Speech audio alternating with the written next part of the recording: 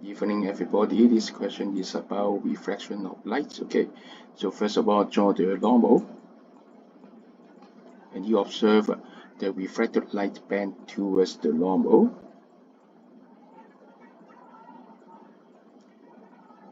So you remember it must be from less dense to denser medium. So you know that N1 is smaller than N2. Moreover, you remember speed of light medium is proportional to 1 over refractive index.